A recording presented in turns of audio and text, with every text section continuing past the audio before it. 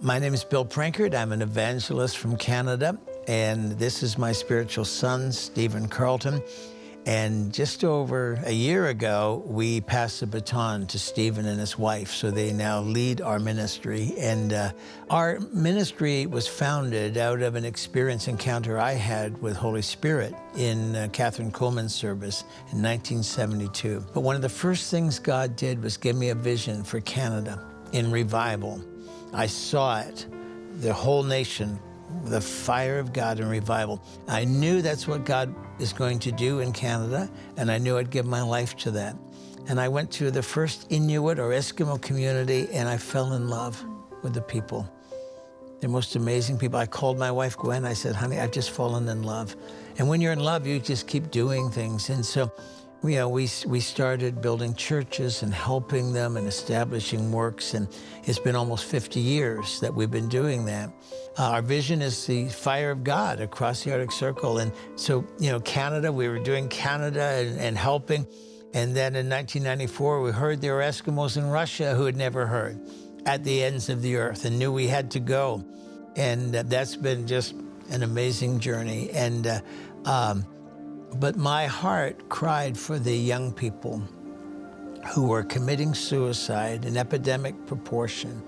And it was affecting the entire North. And I heard about an 11-year-old boy that committed suicide in a community where we built the first church. And Stephen and Becky, his wife, were with me. When Bill said, hey, we've got to really sort something out here, my wife and I knew that this is really what the Lord was calling us to. Yeah. And I said, if God's as big as we say he is, he's big enough to stop suicide. And Stephen and Becky came on the staff and on board, started Arctic Hope Project in 2014. And the government reports since 2014, suicide is going down in the North. And we started holding youth conferences in the same community where this boy took his life. In the course of 2 or 3 years, we saw in and around 150 to 200 young people give their hearts to the Lord. The community of Cape Dorset is between 1,100 to 1,200 people. So roughly 1 in 10 had encountered Jesus in that town. So we're very encouraged.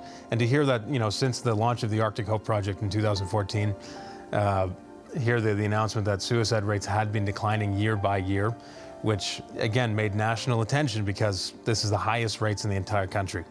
And statistically speaking, the most hopeless place in all of Canada. Yeah. And this is the place where the gospel is being preached. This is the place where the captives literally are being set free. Yeah. And it's just been quite a cool little thing to be a part of, In that time period, when he visited all of these communities, over 800 have committed their lives to Jesus. Now, again, you compare that to statistics in a crusade somewhere in America or Africa, but this has never happened in Canada's Arctic before, never happened. There's an army of young men and women being raised up, and you've got to know that not only every month, Kenneth Copeland Ministry from the Canadian office supports what we're doing, but every major project we have ever done in the Arctic, they have risen up and on their own initiative have contacted us, said, we want to sow into this, we want to help. And not just in Canada, but in Russia. One man, we arrived at his tent, and Igor went and told him to get his family, and they talk, and comes back, and he said, he's been waiting for you. And I said, he didn't know we were coming? Like, no, he's not. He said, this is what he said. They knew there was a God, and they didn't know how to get to him. Night after night, they would go outside and look at the moon and stars, and as loud as they could, yell, whoever you are, send somebody to tell us how to get to you. Like, when it's harvest time, it's not just harvest time in Fort Worth, Texas, or in Ottawa, Canada.